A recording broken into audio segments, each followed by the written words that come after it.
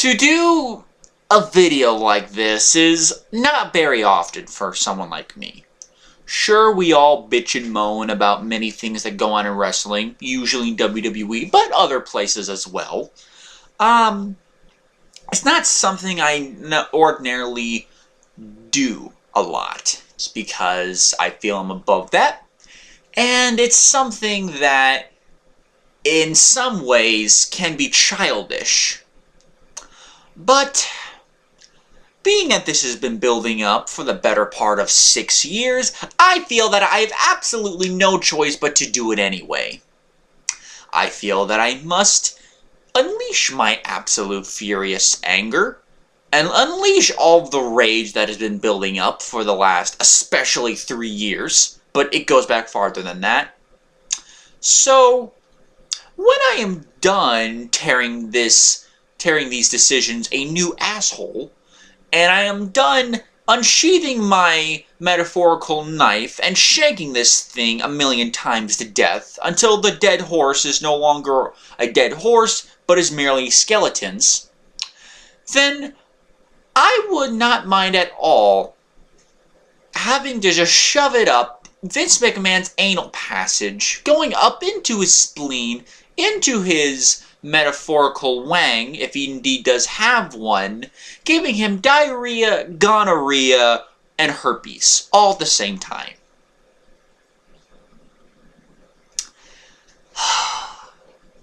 With that said, let's get to it. I'm Simone Fan 101, and I hope you appreciate the sacrifice that I'm about to make. Let's start off. NXT is a great place. It is a great part of WWE. And it brought us, and still does bring us, a lot of joy, a lot of great wrestling, and a lot of stories that just make sense. Most people we want to see push get pushed. People we get to see a chance of. A lot of great wrestling. A well-tightly knit show. And matches that actually seem to matter instead of not mattering in the long run. It was originally, of course, a reality show, sort of, back in 2010, which introduced to us people like Wade Barrett, Daniel Bryan, and several other personalities, including what eventually gave us the impetus for the first Nexus, which was a great faction until Cena stomped it dead at SummerSlam 2010, but that's for another day. With that said, NXT officially became its own territory show back in 2012, when it was reintroduced under the name of Triple H, who's been booking the show ever since then, and of course has been giving us very concise shows and very good shows ever since. It's had its ups, it's had its downs, but it's never been outright terrible. Of course, this is the developmental territory in original nature, so as you'd expect, WWE would take several members of this NXT roster and bring it up to their main roster to supplement the wrestlers who either need a break or need a simple helping hand, or just replenishing their previous losses that they may have gotten on their previous firings, which they have done several of many, many times. Now, keep in mind, this is going to be the main reason of this video. Let's just say that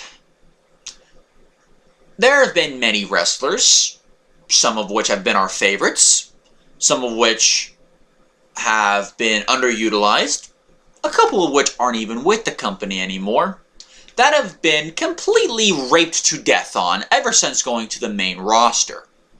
This is because Vince McMahon does not know exactly what the hell to do with his roster because he's a senile old man. All due respect to Vince, he's done many great things for WWE in the past.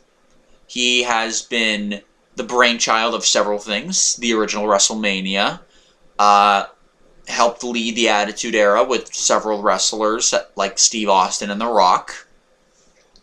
has given us many great storylines and is by far one of the best, if not the best, on-air personality in terms of being a heel ever. If not the best ever. But to say that every one of Vince's decisions are great would be lying. Let us not forget many great decisions like Diesel as champion for nearly a year. Let us not forget many great things like, for example, Katie Vick. Or maybe the McMahon bastard son story, which ended up being Hornswoggle. Yeah.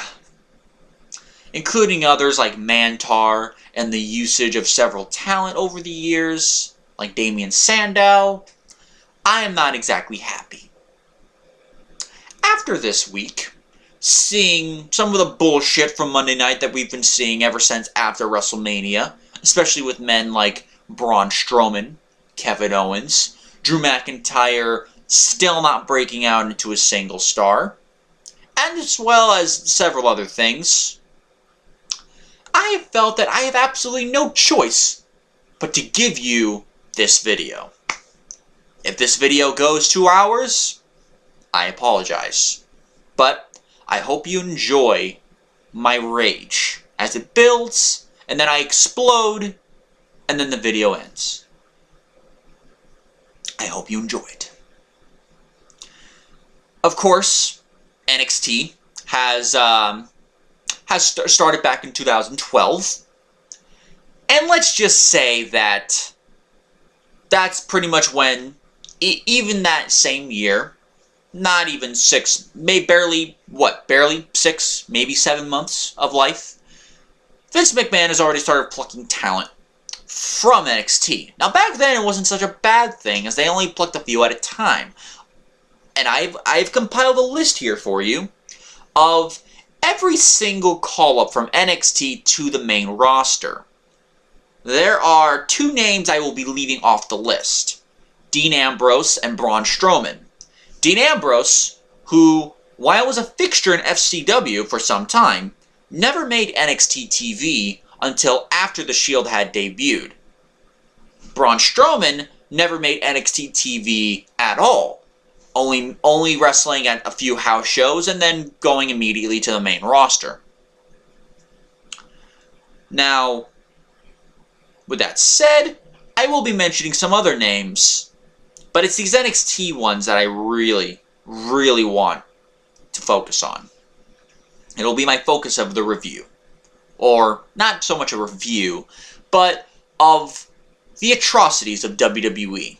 The video about how WWE has managed to screw up time and time again with NXT talent when they go to the main roster. It may be immediate, it may take months, or maybe even a year or so. But it's happened. And I feel that I must do it, or else I will literally explode from the inside out.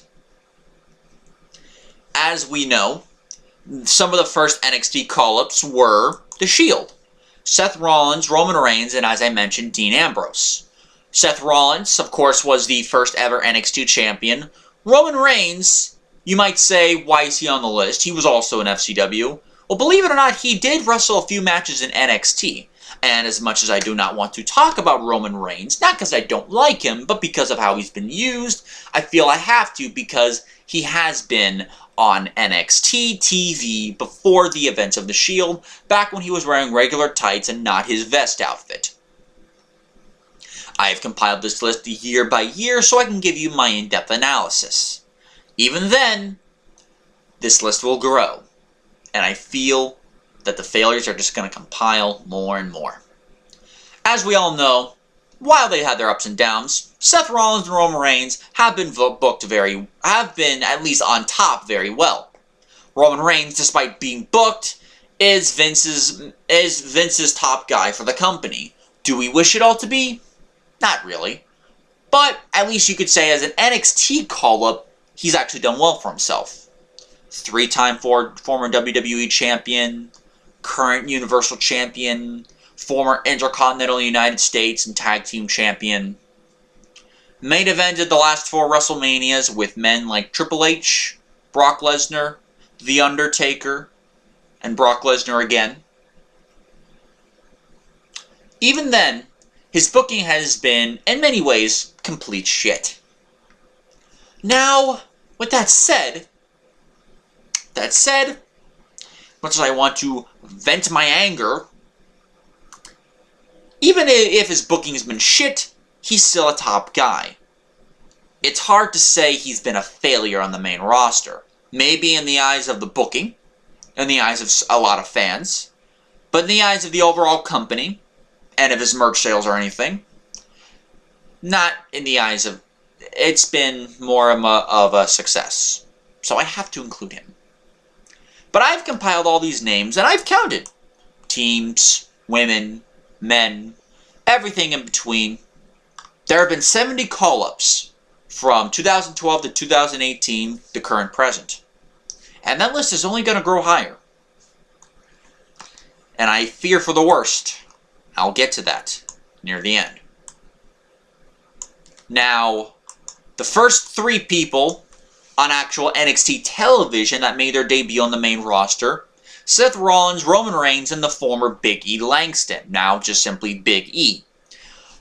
All 3 of which have had varying degrees of success. Seth Rollins, of course, is currently your Intercontinental Champion. He's been WWE Champion. He's been in several pay-per-view main events. He's one of the best performers in the company, and is an all-around success. And is probably the most well-liked of the Shield members. People love Seth Rollins. I love Seth Rollins. To say he's been a failure is just lying. So at least I can say I can be happy about Seth Rollins and his success in WWE. Again, the booking hasn't always helped him. And that's going to be a common theme throughout this entire list. The booking. But to say he's been a failure is a lie. Then you have Big E. Big E is a very good wrestler, I think. Some people might say he's not because he's big or he hasn't had a lot of single success, but that's mainly because of, again, WWE being WWE. But I feel this man has it in him to be a pretty damn good, if not a great wrestler. He's athletic, he's big, he takes risks, and he's an overall likable personality. Both when he was on NXT and in the New Day. Now, with that said, to say all 3 of these men have had perfect bookings, again, has been a lie. Seth Rollins, of course, has gotten hurt. Roman Reigns has gotten hurt or sick. Big E, oddly enough, has never gotten hurt, despite always doing a spear through the middle of the ropes and landing on his shoulders. I am actually quite surprised at that. I think it might happen one day. At this point, I don't know. I mean, if he keeps doing it 5 years from now, it'll definitely happen. But right now, he's fine. But to say their booking has been great is not exactly false. Roman Reigns' booking has been shit, even only just this year. Losing to Brock Lesnar at WrestleMania despite a years-long build-up. Losing to Brock Lesnar again at the Greatest Royal Rumble. Getting beat by Bobby Lashley in one of the big marquee matches at Extreme Rules a couple months ago. Only to have Roman Reigns beat Brock Lesnar for the title at SummerSlam, and for Bobby Lashley not to be on the show at all. Starting to see my problem here? Yeah, that's my problem. It's fucked up. That's what my problem is. It's all fucked up. Big E at least had bullshit early on, has since then, despite a lot of the pancakes crap, has had a lot of success. So I can't say the booking has been bad with him. But out of all the wrestlers on this list that I've made, how many of them have had maintained success on the main roster since being called up from NXT? Looking at this list of 70 wrestlers, this many. 7. Yeah, that's right. 7 people have been able to maintain major single success since going to the main roster. Seth Rollins, Roman Reigns, Kevin Owens, Elias, Samoa Joe, Charlotte Flair, and Alexa Bliss. That's it. Nobody else. Nobody else has had this kind of success they have. Not everyone can be a top guy. I understand that. But even then, that doesn't excuse the astronomical amount of other people who can't have success. Now, I'm not including someone like Big E, because even though Big E is quite a star now as part of the New Day, especially the biggest member of the New Day, he didn't come up as part of a tag team. He came up as a singles wrestler that, even though he was a babyface on NXT, sometimes this works, sometimes it doesn't, he was a heel on the main roster, then turned babyface, then turned heel as part of the... he didn't turn heel yet. He then became a member of the New Day. That was initially a failure because they did the Black Man Church gimmick initially. Then they became goofy heels, which were being liked by the fans. Then they became baby faces, which were liked by the fans. Maybe not nearly as much today as back then, but still very well liked, and is still a great tag team, as the last few weeks have proven us with matches with members of Sanity and the Bludgeon Brothers. But still, to see him being a potential main eventer and being stuck in this role is a plight in WWE and needs to be rectified. He doesn't even have to leave the New Day. He can still be a singles wrestler while being a member of the New Day. Give him a mid-card title. Give him a main title match. He doesn't have to win it, but he's got to maintain some kind of single success. But at the very least, these three have not been complete failures. But in terms of major single success, only two of them made it, and sadly, Big E's not one of them. I see if this video has already gone 17 minutes, and I don't care. Now, if you can take it, good. If not, take breaks. I don't mind. Then comes some of the next call-ups in 2013. This is where I'm really about to vent my massive load of diarrhea vomit shit all over this. First call-up, Fandango. How did he debut? He debuted in a very shitty, absolutely shitty way. He got called up. People kept on pronouncing his name wrong, even though I'm pronouncing his name wrong, but I don't give a fuck anymore. And he ended up being, well, a joke. Then he wrestled Chris Jericho at WrestleMania 29. He beat Chris Jericho at WrestleMania 29, which for many fans, including myself, was too far for Chris Jericho to bother putting over, because apparently Vince McMahon liked Fandango and decided to scrap Chris Jericho and Ryback, which probably would have been a better match. Maybe not, or even if not a better match, it would have made more sense. Instead, on that show, Mark Henry fell on Ryback, but again, that's a rant for another time. Either way, this was still fucking ridiculous. Absolutely ridiculous.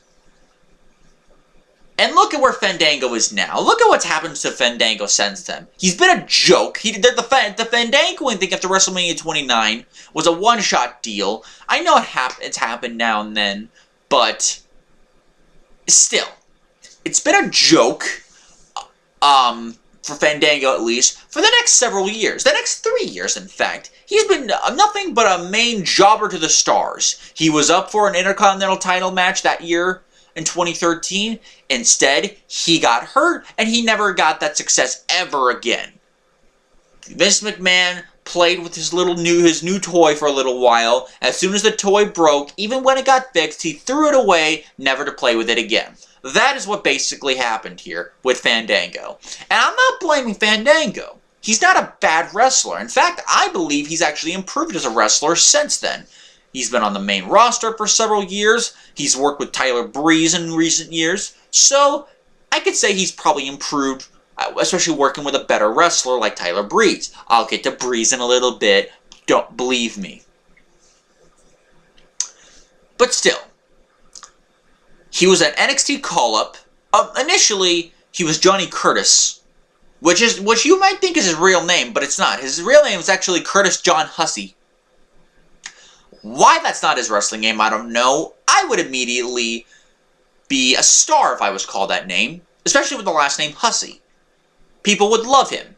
Instead, they gave him Fandango, because apparently somebody in the back liked dance, and it didn't exactly go so well for a while for Fandango. Then he started teaming with Tyler Breeze in 2016. They became Breezongo, or some people, myself included, still affectionately call them Febreze. Why they didn't do that, I don't know. Maybe there's a copyright issue with actual Febreze.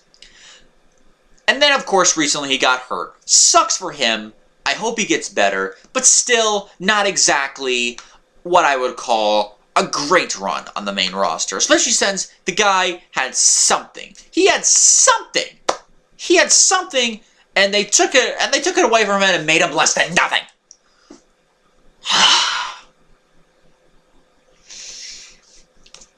Then we have Summer Rae. Now, I know what you're saying. How could I rat on Summer Rae? She sucks. On the main roster, she did. She sucked absolutely anal balls, to the point when I wanted to vomit out my own shit. But, go back to some of the early days of NXT. 2013, maybe early 2014, before it became a network show, as that's when many of us, myself included, started watching it. I've gone back, I've listened to old podcasts, I've watched some old NXT shows. Summer Rae's actually not a bad wrestler. She's actually pretty decent, and has had some good matches. Now, granted, she was working with probably some good wrestlers like Charlotte and Sasha Banks, but she was what you would call, at the very least, a fine-tuned NXT adequate wrestler. Not the greatest, but she can definitely do her own hand in the ring. She started her own faction with Charlotte and Sasha Banks, bringing them up. And now, and actually, now that I remember, actually instigated both of Charlotte and Sasha's heel turns, if I recall. With that said, what did they do? As soon as they made her a main roster call-up, they made her the blonde dancer to Fandango, made her a valet for a little while, and then whenever she did wrestle matches, they were very short and she usually sucked. But if anyone actually watched her in NXT, you know she was actually pretty good. She was pretty good on the mic. She was not a bad in-ring wrestler. Not the greatest, but definitely not the worst. Very much in the middle. Okay, passable. And then, what did they do? They made her the blonde bimbo on the main roster. And look what happened to her. No, seriously. Seriously, look what happened to her. What did she do? Nothing. She did absolutely nothing on the main roster. She did absolutely dick on the main roster. She didn't do dick, but that's just a phrase, that she didn't do nothing. She was nothing on the main roster. She had shit match after shit match after shit match. She was a part of some terrible feuds. She was a part of some acts that had potential, and then WWE broke it up because apparently these guys can't keep their dick in their hands long enough for them to stay hard.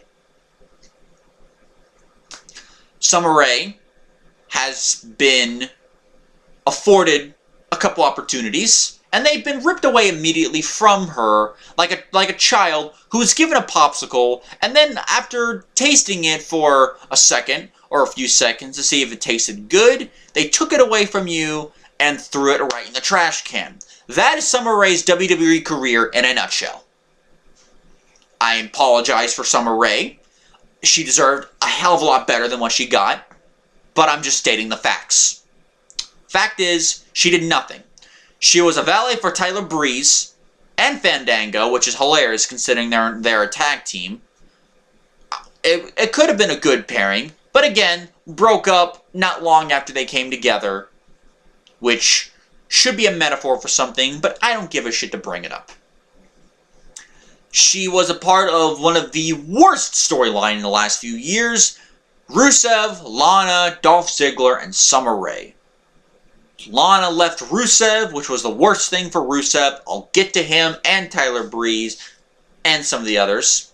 She went with Dolph Ziggler. Summer Rae tried to get with Rusev. And what happened? Rusev and Lana's engagement came out. Summer Rae called Rusev a selfish bastard. Rusev started being beat on TV a lot more easily. And then after that, Summer Rae's career went down the tube. She was with Tyler Breeze for a cup of coffee and then was never seen again. Yeah, I'm being serious. Look at her last year in the company. She wasn't even there.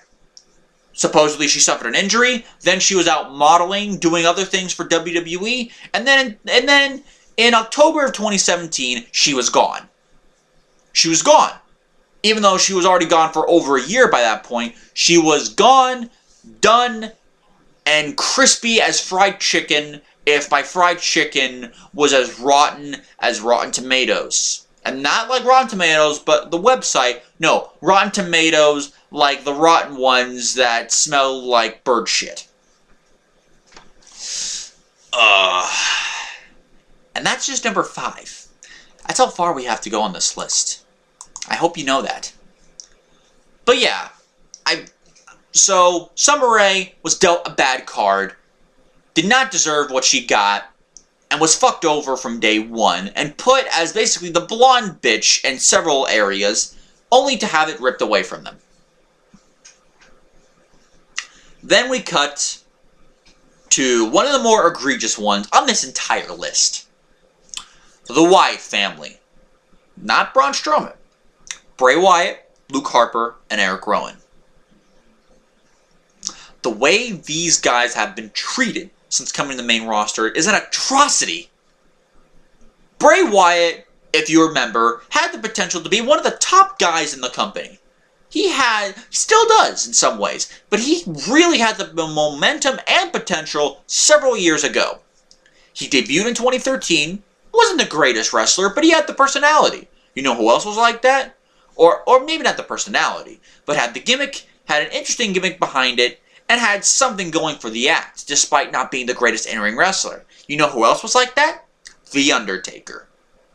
Bray Wyatt, in a couple of ways, was a modern-day Undertaker, in terms of being a somewhat mysterious character, and having some good things going for him. Good thing for him, he was a better wrestler in 2013 than Undertaker was in 1990 and 1991.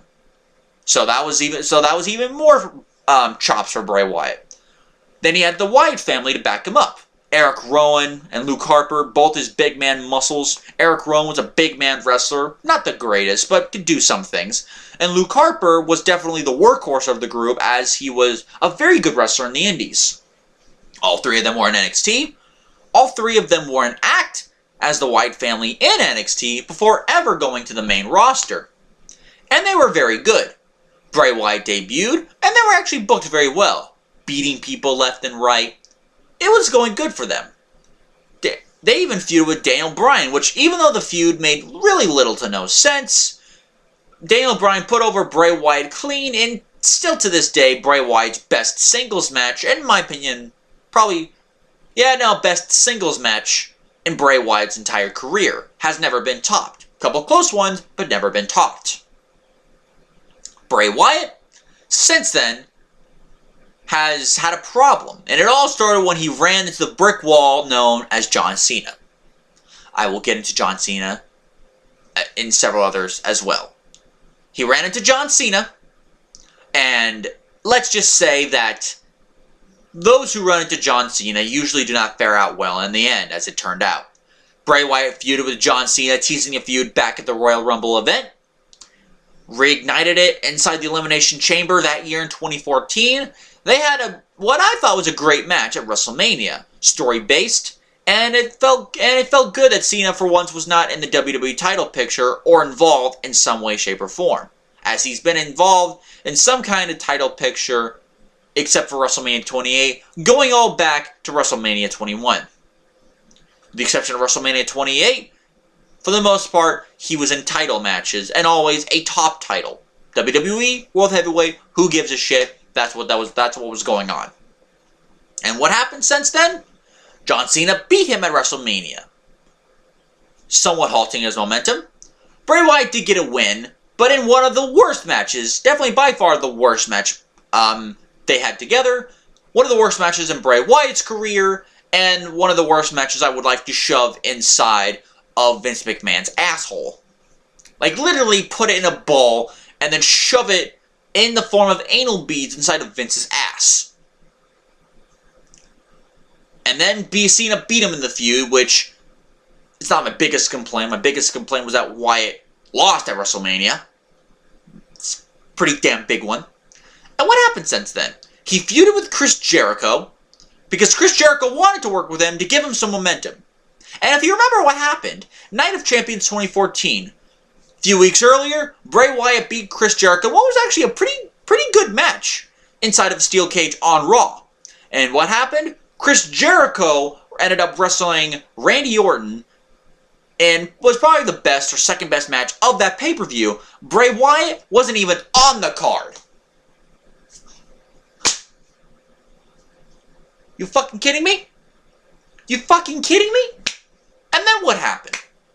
What happened after that? He feuded with Dean Ambrose. Remember the Hell in a Cell match 4 years ago with Seth Rollins and Dean Ambrose? Ending of the match? Bray Wyatt appeared as a freaking hologram out of a lamp and then attacked him out of nowhere, and that's how the feud started. They did have a great TLC match, I'll give them that. But aside from that, the feud was not exactly a great one, especially not for Dean Ambrose. But fuck it, at least Bray Wyatt was getting some wins. He was beating him in every match they had, so at least there was that. But of course, we know the reason why was because he was being built up for a match against The Undertaker. The same Undertaker who lost his WrestleMania winning streak at the hands of Brock Lesnar the year before in 2014. 2015, they faced off in what was really an average match. And to be fair to both men, it was Undertaker isn't always the best wrestler. And to be fair to Bray Wyatt, he had somewhat injured his ankle. Not seriously, but he somewhat injured his ankle either earlier that night or sometime that weekend, and he was working off of her foot. There wasn't too much he could really do. You could tell at certain points of the match that the guy clearly was in some ways handicapped. But after that, what happened after losing The Undertaker? Because you knew he wasn't going to beat The Undertaker. If not, that would have negated Lesnar's win, which they did anyway 2 years later with Roman Reigns. But Bray Wyatt, after that, fuck it, I don't remember. I remember a match he had with Ryback on Payback. That's it. I don't remember any other matches he had. I can't remember what he did at WrestleMania, at SummerSlam 25. Oh, no, I remember. He feuded with Roman Reigns. I just remember. He feuded with Roman Reigns. Roman Reigns beat him several times. The only good match they had together was inside of Hell in a Cell. The match they had at one other pay-per-view wasn't that good. They had a tag team match at SummerSlam, another tag team match at Night of Champions, if I recall, in 2015. Right around that time, Braun Strowman debuted, so at least there's that. And they were rebuilding the Wyatt family. Oh, yeah, I almost forgot that little detail. They broke up the Wyatt family several times. Why? Why would you do that? There was no reason to break these guys up. What happened? What happened to Luke Harper and Eric Rowan after they broke up initially in 2014 after the Jericho feud concluded? Rowan was nothing more than an enhancement guy for the fucking Big Show. Luke Harper was a good wrestler. He even got an Intercontinental title out of it. But again, didn't take too long for him to be above an enhancement guy, but only really a mid-carder. And they didn't do anything at all for quite a long time. 2015, they reformed during the Roman Reigns feud. Thank God, because they were a lot better together than they are apart. The way they were being booked, it's like, where the hell are these guys? These guys are frigging doing matches with cricket sounds in the background.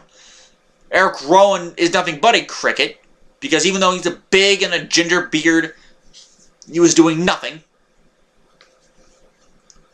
Then they reformed. Thankfully, things were back on track. Bray Wyatt was even going to get a match with Brock Lesnar at WrestleMania.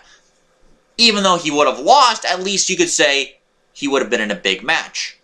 But what happened? They stumbled upon this little thing called Dean Ambrose versus Brock Lesnar, which on paper and in promos was so much superior.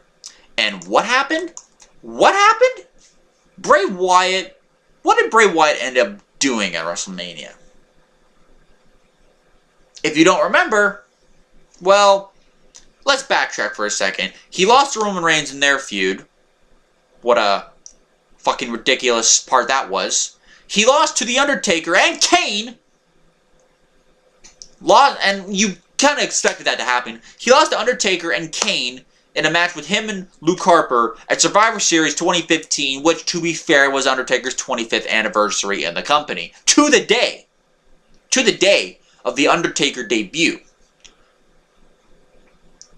After that, started rebuilding themselves, maybe winning some matches, and then even getting put over by the ECW crew of the Dudley Boys, Rhino, and Tommy Dreamer, if you remember that. Back to WrestleMania 32. Bray Wyatt was going to wrestle Brock Lesnar.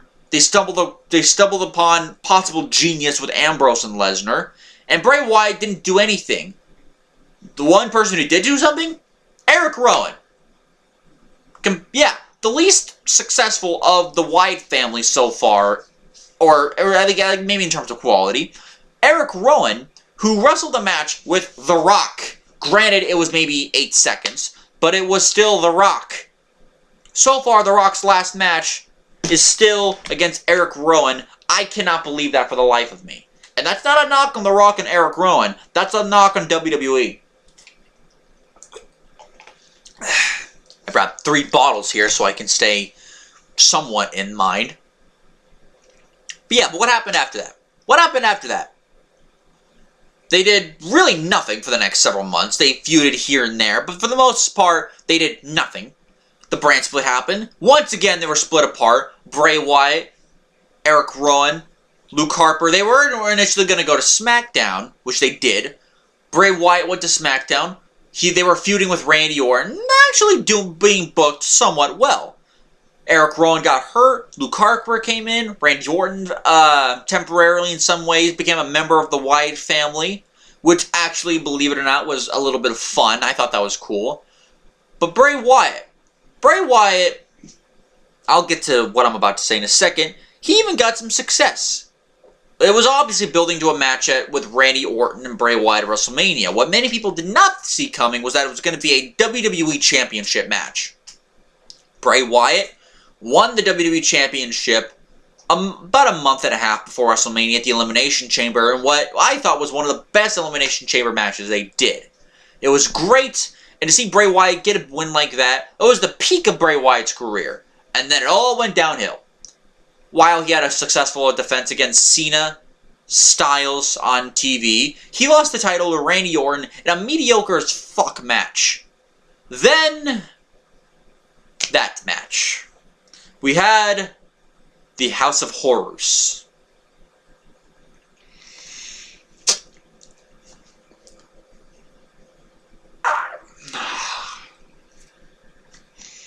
House of my asshole is more like it. It fucking sucked. It was one of the worst matches WWE's done in a long, long time. It was insulting. It was terrible. It was acted poorly. It was written poorly. It was done poorly. Everything fell apart. It was fucked from beginning to end, quite literally, physically, and mentally, and probably emotionally if I had to guess. And what happened at the end of the match? How did Bray Wyatt actually win? Because he actually did win. Did he win the championship? Fuck nah. Because screw getting a title match for the title you lost at the biggest show of the year. No, he beat Randy Orton in a non-title match. Who ended up getting the title? Jinder Mahal. Oh yeah, Jinder Mahal. And I'm not going to go into that because I don't want to pull a gun and shoot myself. And I don't even have a gun. We have knives, but that is too painful. And if I'm going to go out, it's going to be quick and painless. And not painful like that. With that said, what happened? Really, what happened? He went to Raw, which, hindsight being what it is, was a bad decision, at least for the next year. He feuded with Finn Balor for what felt like forever. They were going to have another match in the feud that will not die until God intervened. Thank you, Lord. God intervened. gave him, Roman Reigns, and somebody else the mumps, and thankfully he was sick, or whatever disease he had, sickness he got, he was sick, meningitis may have been, and Finn Balor ended up having one of the best matches that year with AJ Styles at the TLC pay-per-view. Thank Lord that happened. We got something great out of that. But, Bray Wyatt, what happened to him? He did nothing. He feuded with Matt Hardy. Right when Matt Hardy was starting doing the Broken Hardy shtick that he did in TNA. He called it Woken, and of course a week later TNA said, you can call yourself whatever name you did in TNA, but it was too late by that point. Wish they would have waited at least 1 week on that. And he's been in a tag team with Matt Hardy ever since, which I'm actually happy about. He feuded with Matt Hardy. He was thrown into the Lake of Reincarnation. Hell, I thought we were going to see the return of Husky Harris. That would have been awesome. But even though he's had this team with Matt Hardy, and granted, recently Matt Hardy got hurt, so Bray Wyatt's not doing anything on Raw right now. That time I can at least excuse it. But still, the story of this man's career has been the start and stop push. Pushing him, and then not pushing him. Pushing him, then not pushing him. To the point where the fans don't even really believe him as a top guy anymore. You know who else is like that? Dolph Ziggler. Oh yeah, back in the day, Dolph Ziggler was big.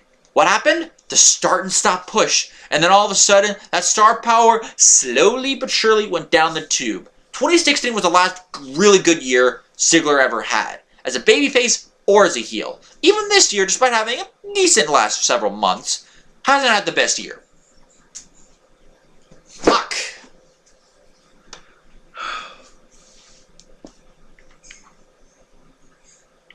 So that said, hopefully they'll do something with Bray Wyatt. I hope. I pray. Give him a mid-card title. Give him something to work with. Give him something other than his dick in his hand. Even though, thankfully, he's got JoJo, so at least there's that, but still. What about the other two members of the Wyatt family? What about Luke Harper and Eric Rowan? They became the Bludgeon Brothers, which initially was a pretty good act. Then they started after a while, having no character and really wrestling the same people, they lost the titles to the New Day at SummerSlam. Well, no, not SummerSlam. SmackDown after SummerSlam. 2 days. Even though they've been beating New Day like a drum since WrestleMania. Starting to see the picture here? Since WrestleMania, and all of a sudden they just win? I mean, granted, it was a very good, maybe even a great match, but still, I mean, it doesn't make any real sense. I would have given the titles to The Bar, Sheamus and Cesaro. But still, at least they have recently resurged. But still, look at the potential in some of these guys. The potential in Harper, at least as the singles. Some people never thought Eric Rowan was going to amount to much. But Luke Harper at least had some potential. They fucked him up. They fucked him in the anus. Hell, they had a chance to put him in the WWE title match. Instead of Orton and Wyatt at last year's WrestleMania at this point, I would have had a triple threat with Harper, Orton, and Wyatt. Because Harper was just as part of that feud as Orton and Wyatt were. Orton was the one that broke up the team, causing Harper to turn his back and to attack Bray Wyatt. Why in the fuck did they not do that? What, were they not fans of Luke Harper then? What did Luke Harper do after that? For months and months. Had a few matches with Eric Rowan on TV, over and over again, then disappeared from TV altogether, along with Eric Rowan. Fucking pitiful. Fucking pitiful. This is just 2013. As the list goes on, it's going to get shorter, but in my rant at least, but still. We have Xavier Woods. Similar category as Big E. Successful, but you know this guy's capable of at least a little bit more. Maybe not as much more, but a little bit more. Initially, he was part of an act with R-Truth and the Tons of Funk. Then his first major feud is apparently against Brodus Clay. Clearly that didn't work.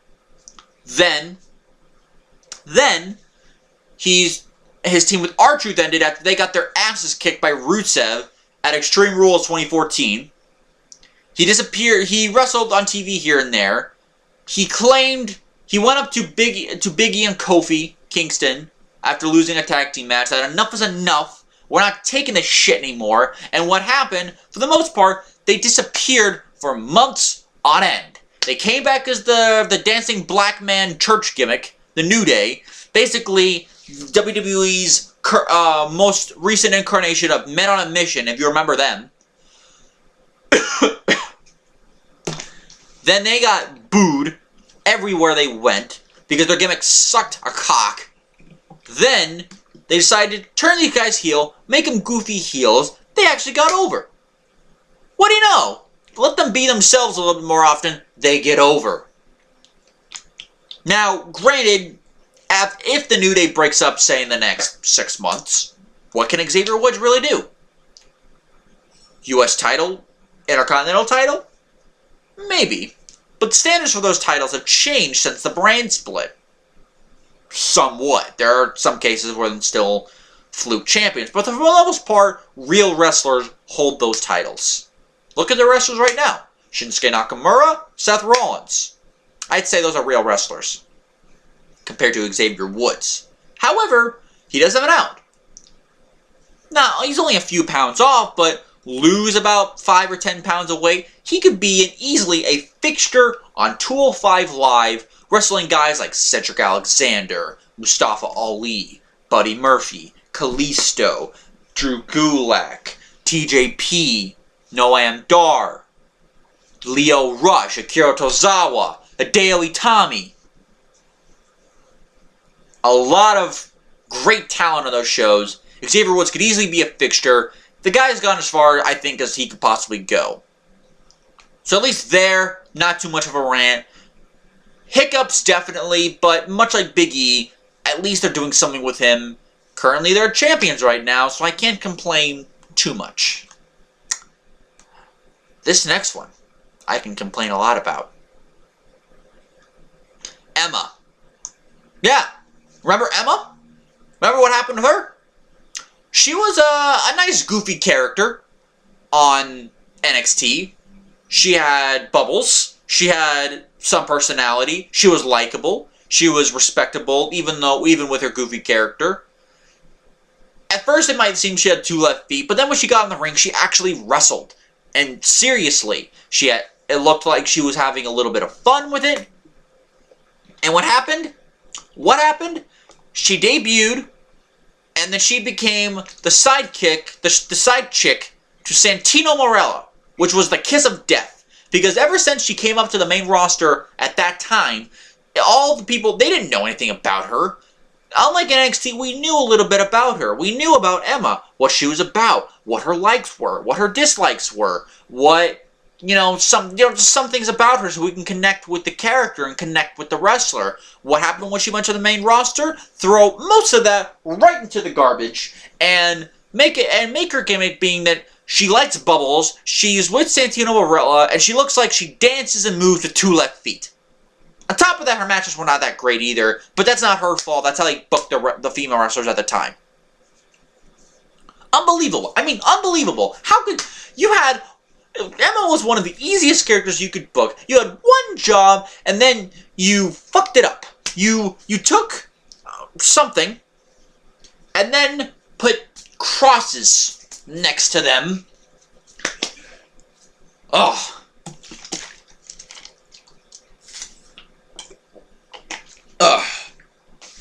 Getting myself a little bit wet. Don't give a shit. I'll dry up very soon. Then what happened? That one arrest incident happened when she was using a self-checkout machine. She accidentally stole an iPhone case or an iPad case, tablet, whatever you want to call it. I forget whether or not it was Apple or not. A complete accident. I totally do not blame Emma for that. It could happen to the best of us. It's why I'm very careful about using self-checkout. She was fired by WWE, remember? She was fired. Then she was rehired. Why? You would think, oh, this is a complete friggin' mistake. How could we fire this woman? That's not the reason why. The reason why they rehired her was because of all the other people. Jack Swagger, one or maybe even both of the Usos, Jeff Hardy, over the years, who have been arrested for far worse. Drunk driving, weed in their car, drugs, whatever else was going on at the time, and said, let's cover our ass and hire her back so we don't have to take the blame for any of it. What a way to treat your female talent. I was just happy that she was back, but then she was buried on TV for who knows how long. Then she went back to NXT, thank God. She revitalized her whole character by turning heel, had a remix version of her old song. She was actually very much getting a lot of time in the ring in NXT, of course. NXT, you get time in the ring compared to the main roster. She actually had a character. She was hateable. That was the point. She was a heel. Her character was great. She was having matches with Asuka. I still remember that one TakeOver, I think it was TakeOver London. She had a match with Asuka. It was actually a great match. It was one of the best matches that night. It was one of the best matches that night. I love that match. I still go back and watch it every now and then because it reminds me of how good this woman was and still is. What happened? She debuted on the main roster, I believe in 2015. She wrestled for a little bit. Again, wasn't doing so much. Wait, was it 2015? No. I got my timeline mixed up. 2014, all of 2014, she didn't do anything. She wasn't on TV. Nobody cared. It wasn't until the middle of 2015 that she finally returned to NXT and then turned heel. It took her only about a year and a half. Took her about a year and a half of her life to finally get things together. It wasn't her fault. I think Triple H figured out, we gotta revamp you because the way you were treated was not right. She probably agreed. I'm just guessing, but that's probably what happened. Turned heel. Had the partnership with Dana Brooke. I'll get to Dana Brooke in a bit. And what ended up happening? Later 2015, again, working with Asuka. Showing Dana Brooke the ropes. Actually doing shit. Trying to go for the NXT Women's Championship. And was actually pretty good. 2016, she made her re-debut. Was getting a little bit of time. And then what happened was she got hurt. She brought Dana Brooke up. Dana Brooke came to the main roster not too long after she did. She re-debuted. I'll get to Dana Brooke later. She lost her entourage with Dana after getting hurt. She came back. But then, of course, the Emelina thing happened. What was wrong? My question is, what was wrong with Evil Emma to begin with? There was nothing wrong with Evil Emma. I was fine with Evil Emma. Instead, we got Emelina, which was kind of a mix of, it was like Sable, Stacy Keibler, the Cat, Sunny. You know what all of those women had in common? They were not very good wrestlers. They relied on their looks and how hot they were. And while Emma is indeed a hot piece of ass, she's not. She actually has something else called wrestling ability. Something all those other women I just mentioned have little to none of. And so they built her up for months and months. She was ready to come back in like late 2016. But then early 2017 came along. Only now did they, after 4 months or so of building it, only now did they realize she wasn't right for the role. Or that she wasn't putting her all into it. What was wrong with Emma? What was wrong with Evil Emma? What was wrong with that? Why did they have to revamp her character? Because they needed some hot bitch.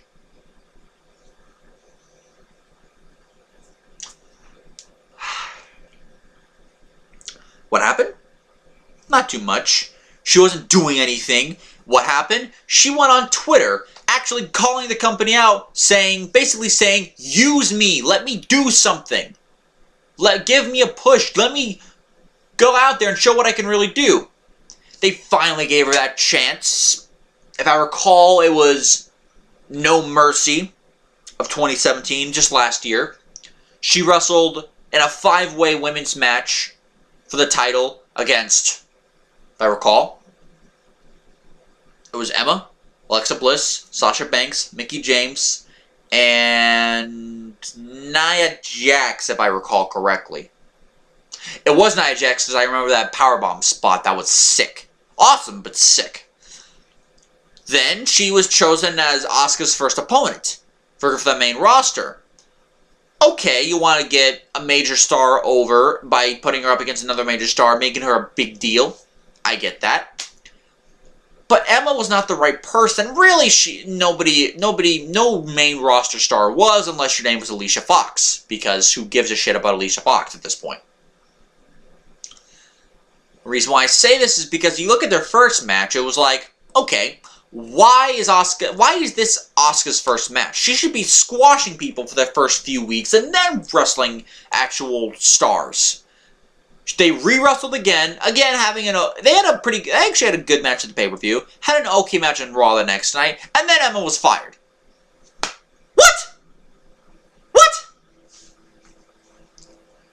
That makes no sense. Makes no sense whatsoever. Why did they do that? Give her a push and then fire her ass, because apparently that's what happens. Speak out against your push, you get pushed, now you're fired.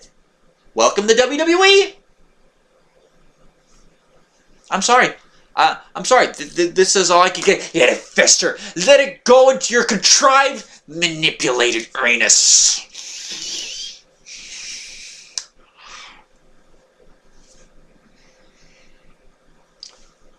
Okay. Now, with that said, I have to move on before I kill myself. Paige. What about Paige? Paige was the next one. If you remember, she debuted only a few months after Emma did. Paige, let's just say Paige actually had a very good initial call-up. She beat AJ Lee to win the Divas Championship in her very first match. But you could immediately tell a few months later there was a problem. If you remember Paige from NXT, not only was she wrestling a lot, but she was known as the anti-diva. Her anti-diva gimmick. If you remember, well, let me go back. If you remember, back then, a lot of women's wrestlers looked the same. Blonde or brown hair, very few are different. They always, a lot of which, in order to come to the main roster, you get boob implants, chest implants, sometimes ass implants, depending on who you are. Your entire makeup is done. I still remember Jillian Hall. She was not the prettiest, but a nice girl with a good natural look back in, I believe it may have been OVW. But, and maybe the early days of FCW. But then what happened? They basically, I know it was OVW, but then they went up to her and said, look, you got to change something else. You're not going to call it the main roster. She put on a shit ton of makeup. She did work on her chest and put enough collagen on her lips. You can use it as a friggin' flotation device. And what happened? Immediately went up to the main roster and became JBL's female manager for a time.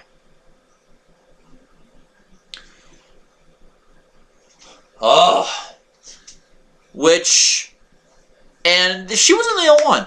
A lot of women were doing that. A lot of women were being pulled out of model catalogs instead of actually being chosen because of their wrestling ability.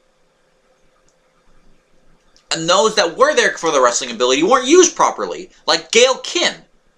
Why do you think Gail Kim talked negatively about being in WWE? Because of how she was used. Paige was the one person in almost that whole roster, even on the NXT roster, she was different. She was white. She had the pasty whites. She was like pasty white almost because she was British. Not everyone's like that, but definitely some people. Look at Jack Gallagher. She was very young. She started wrestling from the age of like 12.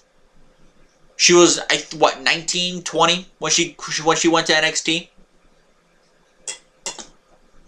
Maybe 21, but around 19 and 20.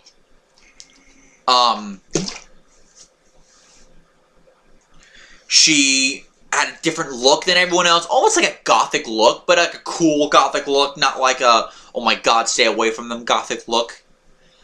She went up to the main, and she had a fiery, somewhat of a fiery personality. She had a very defiant-like personality. This is just from my memory. I haven't seen Paige in NXT in a long time, but still, it's from my memory. I still remember the match they had at the first TakeOver. Actually, it wasn't even TakeOver. It was NXT Arrival. It was Paige and Emma. Here we go, Paige and Emma. And who, by the way, these two women are the true, them and AJ Lee, they're the true ambassadors for the women's revolution we saw in NXT. Not Stephanie McMahon. And the Bella Twins. Don't let that shit fool you. But that's a story for another day. Paige, as soon as she went up to the main roster, she was like a shy little... felt like a shy little girl. She beat AJ Lee for the championship, but then she proceeded to play the role of getting her ass kicked most of the match and then pulling it out in the last minute. A lot of her matches weren't that memorable. Again, booking, not her. I guarantee you. Paige was Divas Champion a couple different times. She lost it to AJ Lee. She won it back from AJ Lee when she turned heel.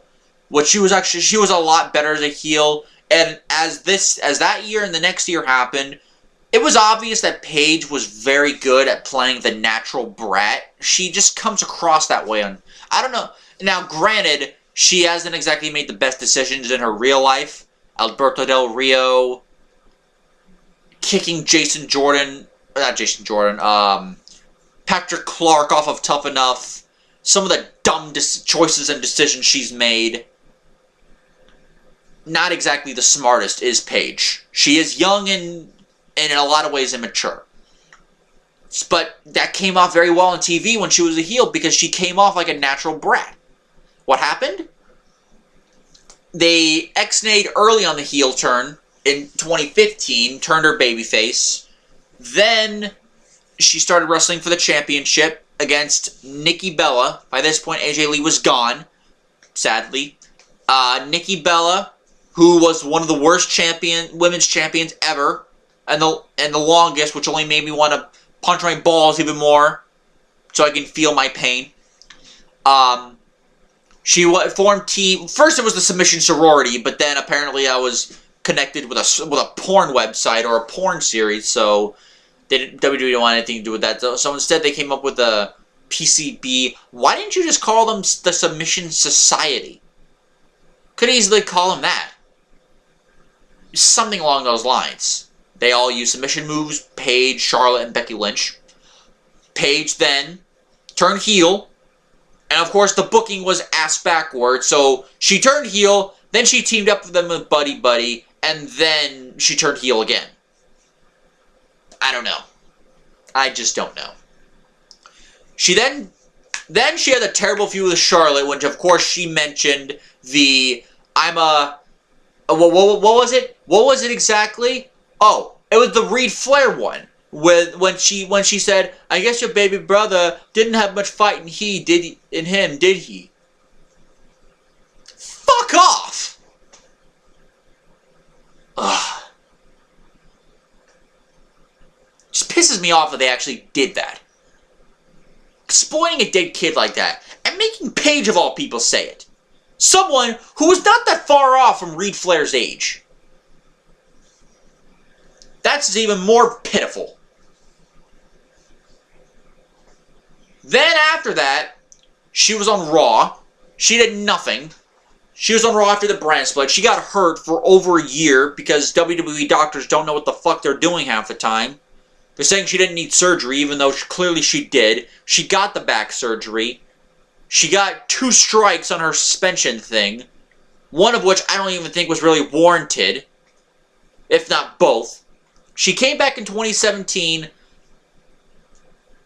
November of last year, which is not 10 months ago, as a part of the Absolution stable with Mandy Rose and Sonya Deville. While I did not like the name Absolution, I liked the gimmick of it. Even though they copied it again with the Riot Squad the next night on SmackDown, which I'll get to that. She then got hurt in one of the really last shows of 2017. It was initially thought to be a stinger, and then of course Paige retired. She didn't have a bad career for herself. Say what you will about her personal decisions, she did try her best in the ring with and at her job. Apparently, though, the booking was not there to help her out several times. She didn't always have the long matches where she thrived a little bit more than short matches. Her booking in matches for the first year and a half were not that good.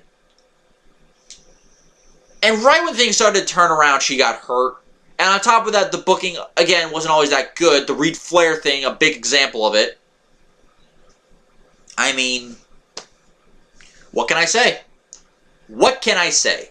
Her booking has not been good. She did her best. Granted, her career ended early, but still, which was out of her hands and WWE's hands. But still, she could have been booked a hell of a lot better. I mean, now she's the SmackDown GM, which I am enjoying. I actually do enjoy her as a SmackDown GM, but still. Kind of tragic. Rusev and Lana. Oh yeah, Rusev and Lana. Here we go. Here comes the fun part.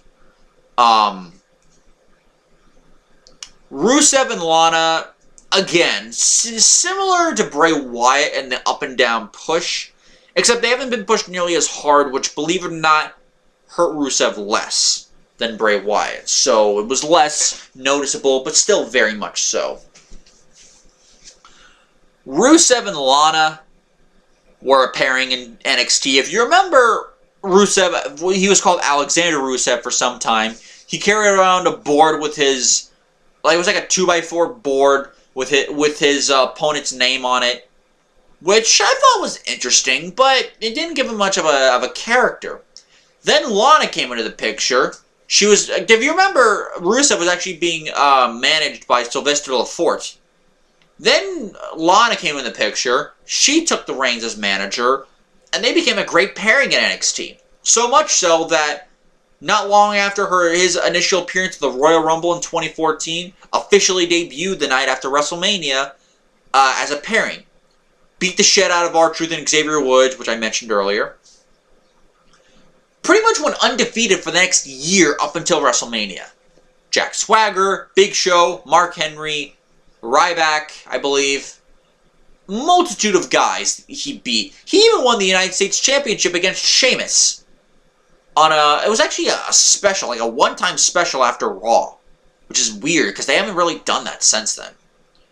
But still, he won the United States Championship. He wasn't pinned or submitted in any way. There were clever ways of him not losing, like getting counted out by doing a big move and then missing it. That happened specifically at Survivor Series 2014. But for the most part, this guy was winning matches. Then came the inevitable brick wall, John Cena. Now, granted, at first, Rusev actually beat John Cena. Granted, it wasn't 100% clean, but fuck it. He beat John Cena at Fastlane in 2015. John Cena wanted a rematch. Rusev basically told him to go screw himself. And then after begging to be in the Andre the Giant Battle Royal, and then going back to Rusev and Lana, he faces off against Rusev at WrestleMania 31. Was actually a good match. Probably the, not the best, I have to take that back, but still. In one of the best matches of Rusev's career. I will say, though, probably his best one-on-one match. At least later, I think it was Payback they had the match. But still, he wrestled John Cena. He lost the United States Championship. Cleanly, like 1, 2, 3. But then they came up with interesting gimmicks for him not to win, but also to still look strong in defeat, where they didn't straight up pin or submit him.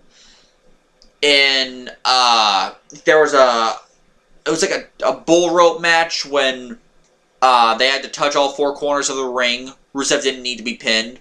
There was another match when Rusev was not pinned or submitted. Then there was their I Quit match, I believe, at Payback, where, again, he didn't actually say I quit, but Lana threw in a towel saying that he said I quit in Bulgarian, which Rusev, of course, denies. And I don't know Bulgarian, so I cannot confirm whether or not he's telling the truth or not. Then they came the breakup. The aforementioned Dolph Ziggler-Rusev storyline, which I will not get into because I already went through that with Summer Rae. All I will say, though, that I didn't say earlier, is that it fucked over Rusev and Lana for a while. They had their engagement. Lana and Rusev got out through a TMZ story. He got basically emasculated by Summer Rae on TV. He and Lana became a pairing again. And then this guy was losing matches a lot more often. He was losing matches a lot more often. And for a while, he wasn't doing anything. Then he was part of the League of Nations with Sheamus, Wade Barrett, and... who was the other guy? Alberto Del Rio. That's right. Del Rio, Sheamus, and Barrett. He was a member. I still remember him in the 2016 Royal Rumble, him taking a monitor, saying that he became the TV champion, which I just thought was freaking hilarious. Say what you will about Rusev and the booking, but his personality is amazing. Took the TV monitor, he's become TV champion. That's awesome. Rusev and Lana. After that, again, really, let's face it, the League of Nations was merely a way to get Roman Reigns over as a top star. Initially it worked, then WWE screwed themselves with the booking, and you know the story.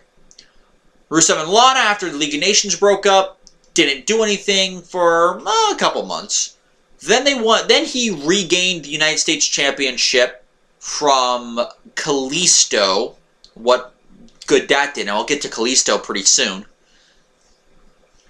He then feuded with Roman Reigns, if I recall correctly, for the United States Championship.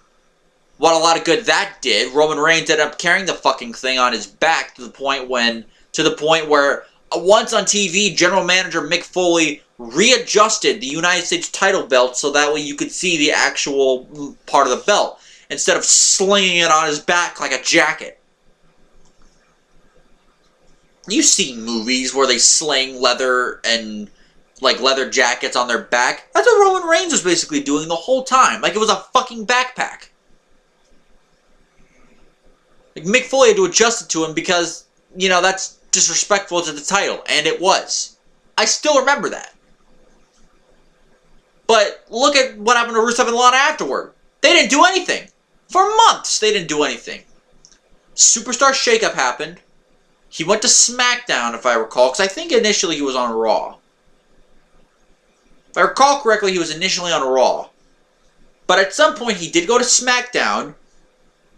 A lot of his feuds were meaningless. He didn't really do anything.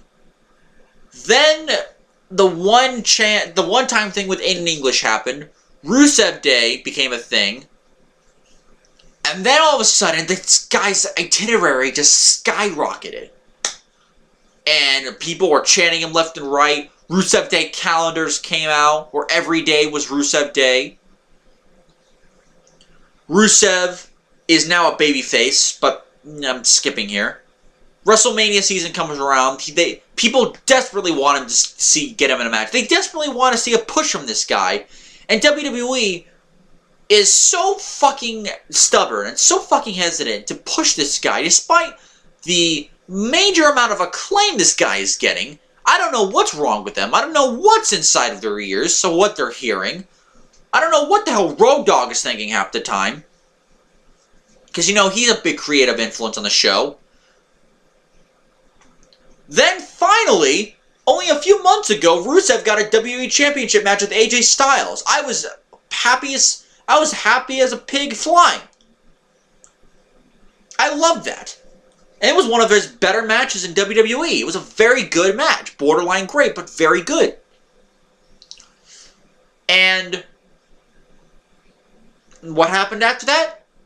The slow burn breakup with him and Aiden English, which has not happened yet. In fact, he and Aiden English are a tag team, which I hope they never break up.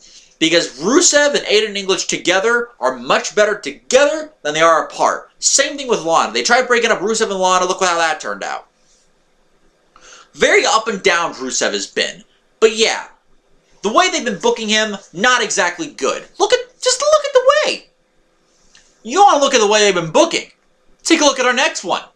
Adam Rose, who's no longer in the company. Adam Rose, if you remember, he was Leo Kruger, originally in FCW, then on NXT for some time. It was basically a hunter gimmick, which while was an interesting gimmick, for whatever reason, the portrayal of it wasn't the greatest. People call him boring, even though he was actually a good wrestler. They'll call him boring. He was Leo Kruger. They revamped him. They called him Adam Rose. He was basically a party animal with a bunch of the rosebuds in the background. Hilariously enough, Braun Strowman was once a rosebud. That was awesome. Came to the main roster. Had the party animal gimmick still, but you could tell it was different as it went along. Then he started feuding with the Bunny, which what felt like for months.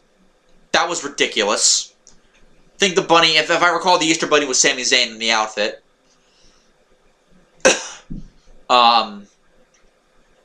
But yeah, Adam Rose was feuding with the Bunny for what felt like forever. It would never end. I wanted to shoot Adam Rose after a while, or really shoot the writers. Army of writers. I don't get it. Then later that year, he became a heel. Again, he did very little to nothing. He was nobody. He did nothing. Then if I recall, the NXT special happened when it showed behind the scenes for... It was the ESPN special. It was Adam Rose, Corey Graves, and Xavier Woods showing the behind the scenes, seeing what Adam Rose was really like behind the scenes. And, being, like he had a family, he had a kid who had to be fed in a different way because of some condition he had or something like that. I can't remember right off the top of my head. But it's like, damn. Out of all the guys I feel for the most on the show, it was Adam Rose. Even though Corey Graves got hurt and he was injured and he had to retire, and there's Adam Rose. Adam Rose actually had momentum. Did WWE do anything with him? Did they push him under his real name or back to the Leo Kruger name, or at the very least make him a more serious character? Does Vince McMahon listen to his fans? The answer is no. No! Of course not. You were handed a diamond on a platter. Not even great food. It was a diamond. A great story to play. A great character, or a great way to flesh out this guy. And after people get some mainstream publicity from him, what do? You had him doing nothing. No, instead, a few months later, he was making fun of Neville for having big floppy ears. That was ridiculous. That sucked. Then he was a part of the Social Outcasts with Curtis Axel, Heath Slater, and Bo Dallas.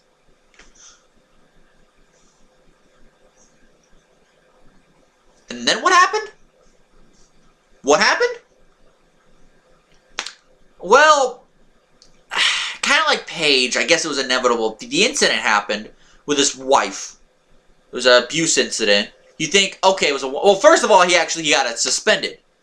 And there was a legitimate reason why for Adam Rose to get pissed off at the suspension. But then the incident with his wife happened, and apparently there was an unrevealed incident years earlier that very similar to the one that happened at that time. You think, okay, it's a one-time thing, shit happens. But no. It happened again.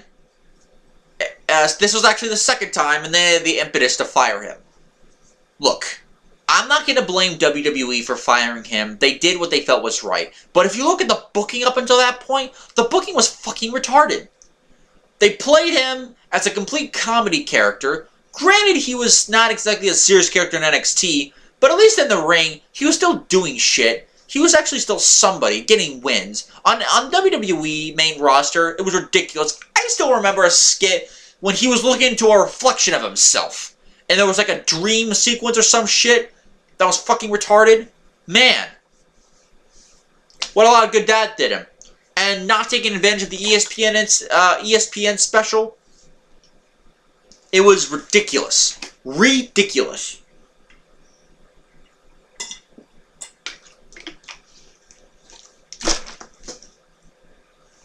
But yeah, Adam Rose did cause his own downfall, but the booking up until that point was still retarded. Bo Dallas. Oh yeah, Bo Dallas. Now, Bo Dallas is probably the biggest, one of the biggest egregious acts from NXT to WWE. Here's a guy. Keep in mind, every single NXT champion of this up until this point had some success on the main roster. Seth Rollins, Big E, Neville, Sami Zayn, Kevin Owens, Finn Balor, Samoa Joe, Shinsuke Nakamura, Bobby Roode. I'll get to Roode in a bit, trust me. Bobby Roode. Who beat Bobby Roode? Drew McIntyre, Andrade Cien Almas, and our current Aleister Black, and our current NXT champion, which I hope they get big for, Tommaso Ciampa. I just named all the champions except for one guy, Bo Dallas. Bo Dallas. You look at all those champions. Bo Dallas was great on NXT. Initially, he was a babyface, very similar to John Cena, very similar to The Rock back in the day, or should I say Rocky Maivia back in the day. And Bo Dallas, well, let's just say, his overly babyface shtick, it soured on the fans of NXT. They were booing him left and right. There was no more Bo chants. And you know what? Slowly but surely, they did a heel turn with him. When he was a heel who thought he was a babyface and was not smart enough to realize the fans hated his guts. The way it was done on NXT was absolutely amazing. His promos were hilarious. They were awesome. He had this small but vicious side to him that would only come out in several instances. His run as NXT champion was actually pretty good. His Loser Leaves NXT match with Big E Langston, I think it was actually Langston's last appearance in NXT too, was absolutely incredible. Running around the NXT University, which is, they actually do film at Full Sail University, running around the area, nothing but his wrestling tights, trying to get away. It was some of the best comedy shit I've ever seen in years. It was absolutely hilarious. It was great, and I loved every second of it. Then he went up to the main roster. Initially, they were doing right by him, having him win people, doing laps around the ring, wanting people to Bo leave. And, of course, trying to keep in somewhat the gimmick that they had going on NXT. What happened? He lost. You think, okay, eventually streaks are made to be broken. Who beat him? R-Truth. That's right. The guy who's been nothing but a goof character for many years now, R-Truth, is the one that beat Bo Dallas. That, to me, is fucking ridiculous. It's fucking disgusting, and it's an aberrant design flaw of the system from the main roster to NXT and back again. And look what this guy's done. He was a joke for months and months. For whatever reason, he feuded with Neville. He became a member. He became a member of Social Outcasts after the whole Adam Rose thing and his firing. Not long after that, Outcasts were disbanded. Bo Dallas did nothing. He was with Curtis Axel. He didn't do nothing. He did absolutely nothing. He was a serious character for a few weeks, and then he was taken off TV for months and months and months. Then he became an act with The Miz and Curtis Axel as The Miztourage. This is 2017, folks. There was a long stretch of time when Bo Dallas did nothing. Absolutely nothing. And then Bo Dallas, after breaking up with The Miztourage, and it was actually a good act. He was still a comedy character, but he was doing his best. Then The Miz went back to SmackDown. The Miztourage was no more. Instead, they still teamed together, Axel and Dallas did, became the B Team, actually won the Raw Tag Team Champions, just lost them last week on Raw. Well, technically it's Saturday, so still this past week on Raw. And, they've been booking them like jobbers as WWE Tag Team Champions. Yeah, oh yeah. That's great. You know what? That's fucking ridiculous. Earlier this same year, that was only this year. Earlier the same year, Braun Strowman and a fucking 10-year-old kid won the Raw Tag Team titles at WrestleMania. Yes, a 10-year-old who is a referee's son is a tag team champion on Raw before the revival.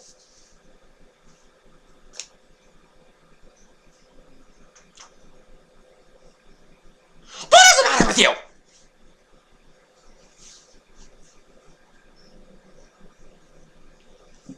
Oh. Okay. I'm sorry.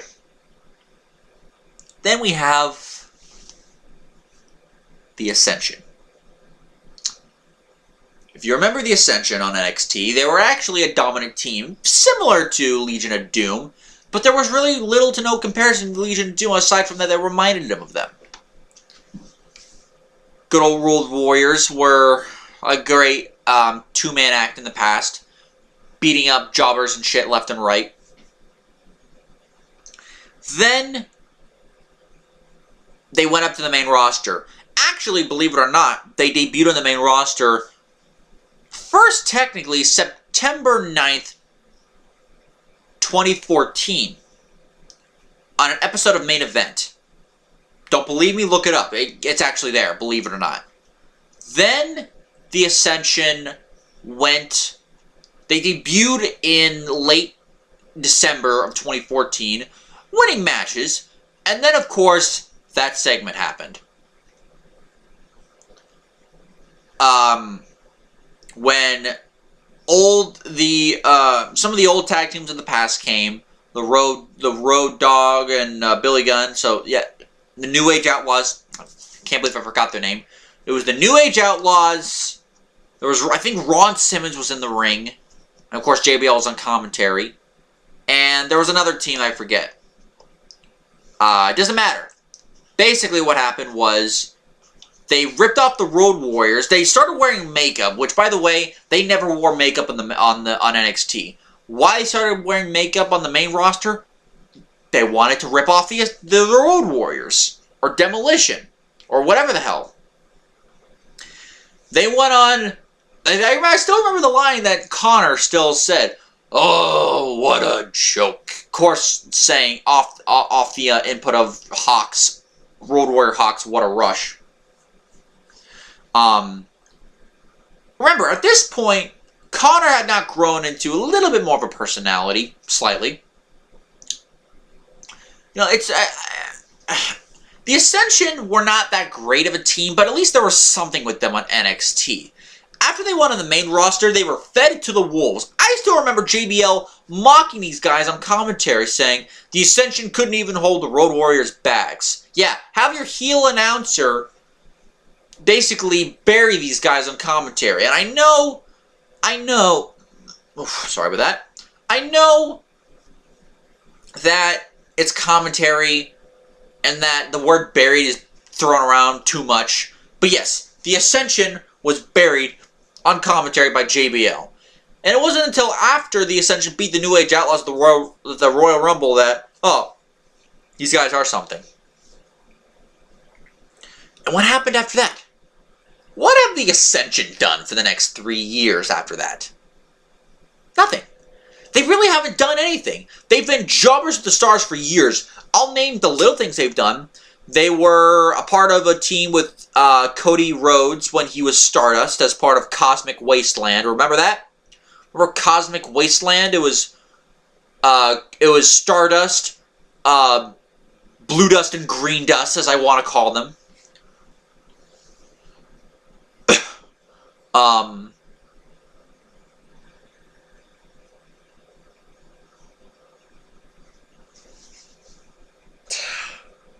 What can I say? That was a failure. They did nothing after that for a year. Then there was the brief feud with the Ascension and Breezango on SmackDown Live.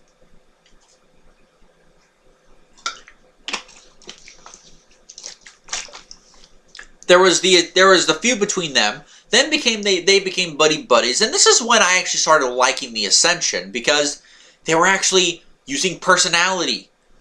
The way they were being used on TV, even though it wasn't great, it was funny. I enjoyed it. I thought it was hilarious. Then Breezango went to Raw. The Ascension went to Raw. There was I think that I remember them being some initial interaction in the very beginning when they went to the Raw earlier this year. But then, of course, they split them up like they do everything that is actually good and has meaning. And last week, the Ascension got their anuses kicked in, I believe. Yeah, it was by Chad Gable and Bobby Roode. Ridiculous. Re-fucking-diculous. Ridiculous! Ugh. Then you have... That's just 2014. I still got 3 more years to go. And a long list to go. We got Kalisto. Kalisto, for those of you who remember, was Samurai Del Sol on the indie scene. A very good wrestler. Oh, back to the Ascension real quick. I know they weren't the greatest team, and back then their quality wasn't exactly the greatest, but they at least had some in NXT. Again, WWE turned their little act and made it into the pit of Anus's despair. Yes, that is true. Back to Kalisto. Kalisto debuted around February, March. It was like a couple of months before WrestleMania. He debuted as a member of the Lucha Dragons. Now, if you remember, Kalisto was in NXT for not that long. He was there for maybe a year, maybe less. He was teaming with Sin Cara, the newer Sin Cara, not the original one who got hurt all the time. This one who still got hurt now and then. The newer Sin Cara, or should I say, Sin Hunico. Kalisto and Sin Hunico were a tag team in NXT. They were even NXT Tag Team Champions. Lucha Dragons came up. They wrestled for a while. They wrestled for the Tag Team Championship here and there. And then about a year in, they broke up as a team. I think it was when the brand split happened. Why? Why did they break up as a team? Why not put a team on them as on a brand? I don't know. I don't know why they broke up as a team. I thought it was retarded. But you could say at least it would give Kalisto a singles push, right? That they were broken up. Well, earlier that year in 2016, Kalisto got that singles push. He became United States Champion in a feud with Del Rio. Then he lost the title to Del Rio the next night in the SmackDown tapings. Then re-won it again at the Royal Rumble. This title's been tossed around like a ball and monkey in the middle. He defended the title against Del Rio again on the pre-show of Fastlane. Then again on the pre-show of WrestleMania against Ryback. Then again on the pre-show of Extreme Rules against Ryback. You see the picture? 3 pay-per-views in a row, this guy was in the pre-show. Why? Why is this guy in the pre-show? Then there was his match with Rusev. This is when Rusev won the title back. Kalisto lost and then did nothing for months and months and months. Up until late 2016. It was the cross-promotional event Survivor Series. Brian Kendrick, who was Cruiserweight Champion, was defending the title against Kalisto. Kalisto, who was really not the biggest star in SmackDown, he wrestled Brian Kendrick for the title under the assumption that if Kendrick lost, the entire Cruiserweight division would go to SmackDown. So, of course, that got my vote for Kalisto to win. That didn't happen after a bullshit finish with Baron Corbin. I thought that sucked anus crackers. Then they feuded, and granted, actually had a pretty damn good tables match for what it was worth at the next month's show, TLC. They had a very good tables match. Not a chairs match. Not a tables match. chairs match. They had a very good chairs match in the next show. Not easy to pull off a chairs match. It's only been done a few times before. But they were able to do it. They were able to do it. So, get my my little hat tip to them. Of course, I threw my hat down, so I don't care to pick it up. Since then, Kalisto did nothing on Raw for the longest time. Why wasn't this guy on the Cruiserweight? Finally, he became a member of the Cruiserweight division in September. He beat Enzo Amore. Oh yeah, so we'll get to Enzo. He beat Enzo Amore for the title. He then, after Neville walked out, again, we'll get to Neville right after this guy, actually. He beat Enzo for the title. Enzo beat it back for him. I believe it was at TLC. Because No Mercy, Enzo beat Neville. Okay. He beat him at... Enzo beat Kalisto at TLC. He hasn't touched the title since then. But ever since Triple H came back, he's been exclusively on 205 Live and not toiling around on SmackDown or Raw. And formed the Lucha House Party with Gran Metalik and Lince Dorado. Two other guys that up until Triple H came back were being underutilized big time. And let's just say that that they didn't exactly. Well, actually, not. What the hell am I talking about?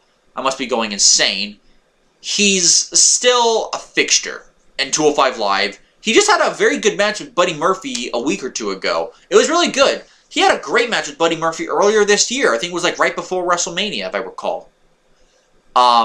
It was part of a great four-way match with Murphy and two other guys, who I believe were Cruiserweight champions. I think it was TJP and was it Brian Kendrick, or I think it was Akira Tozawa, not Brian Kendrick.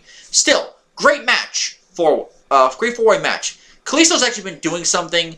Although, clearly, this guy was capable of at least a little bit more. He was capable in many ways of being the next Rey Mysterio. He had the mask. Granted, he didn't have good promo ability, but that could come in time, like it did for Rey and like it did for Bret Hart. If you recall, Bret Hart was not a good promo back then. He was so nervous. But Kalisto could have been, in several ways, the next Rey Mysterio. He was dynamic like Rey, could do big moves like Rey. You had their their next big masked luchador. And instead, your two biggest masked luchadors in Gran Metalik and Kalisto are on 205 Live, and granted they're doing great on those shows, but you want to market them as big, great masked wrestlers, and you're not doing that. Why? Why aren't you doing that? These guys could be stars because of their appeal to the masses as masked wrestlers and their high-flying dynamics. Granted, everyone does topes in WWE nowadays, but these guys are a lot more than tope guys. Make them do more insane shit. Like Kalisto once did in a Lucha Dragons. I still remember, it was a TLC triple threat match. It was the New Day, the Usos, and the Lucha Dragons at TLC 2015. Kalisto did an insane Salida del Sol spot through one of the ladders, which was awesome. But with that said, you could mark these guys as bigger stars. Granted, I don't know too much about Gran Metalik's in-ring mic work, and Kalisto's promos, as we've seen in the past, aren't exactly great. Remember that time when he said, "God damn it," walking away from a promo? Doing lucha stuff. Clearly this guy does need some rehearsing. Here's a guy where scripting his lines is actually a good thing. But still, he could be a bigger star than this. He's got it in him. But apparently the Mad Irishman won't see that. Next we have, oh boy. Here it is. Here's the big one. Neville. Here's Neville.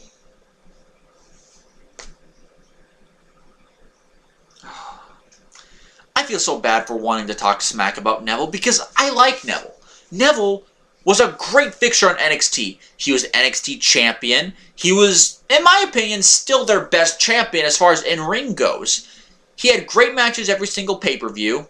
well, really NXT TakeOver Special. He had a very good match with Bo Dallas on NXT Arrival. A very good match with Bo Dallas again on it was an NXT TV show special called NXT Vengeance, where he did an inverted 450 splash. He did it before Mustafa Ali made it big. He did that.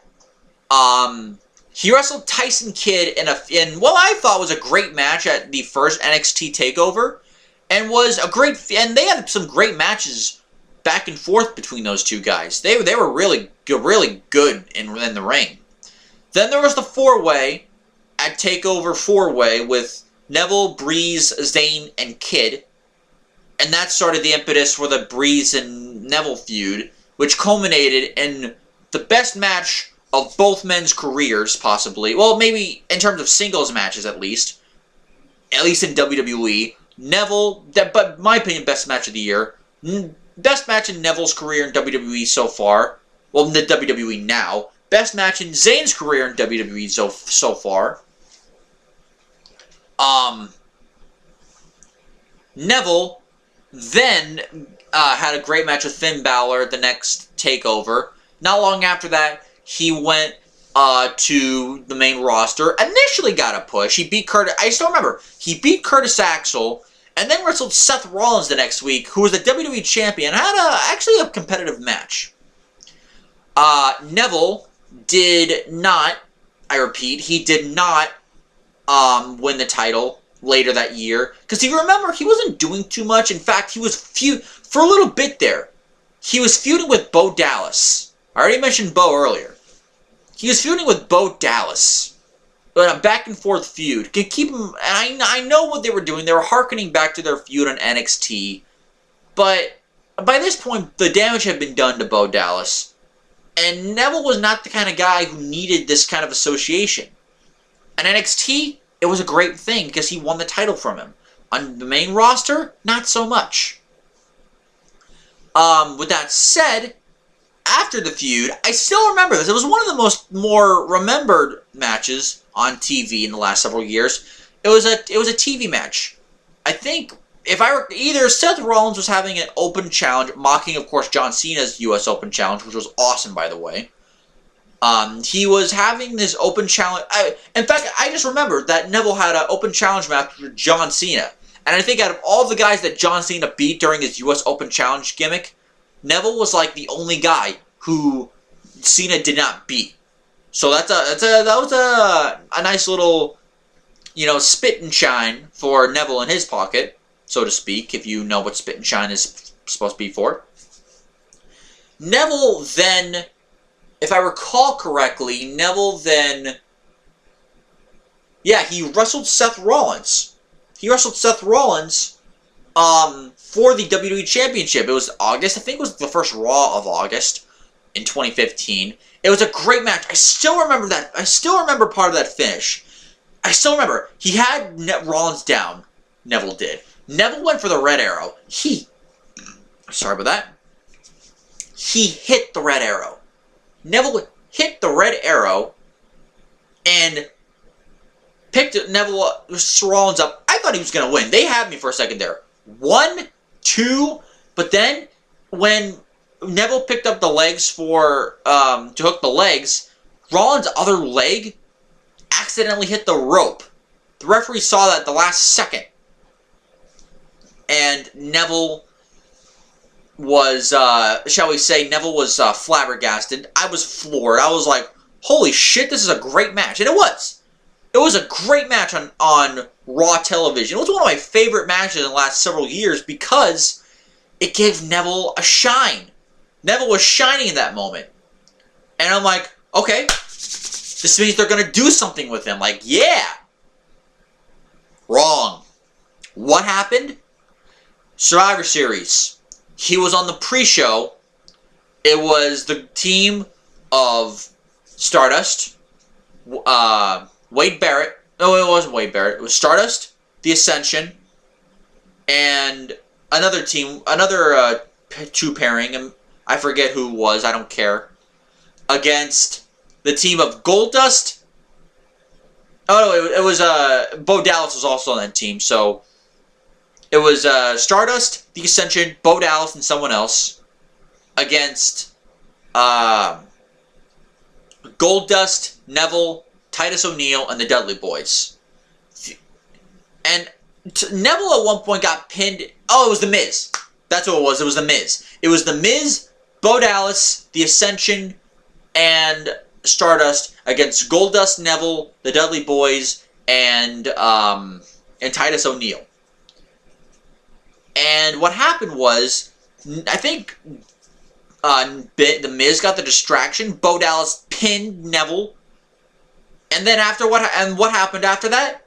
A clean sweep of all the Stardust teammates. And who is the youngest person on the other team, you may ask? Titus O'Neil at 38 years old.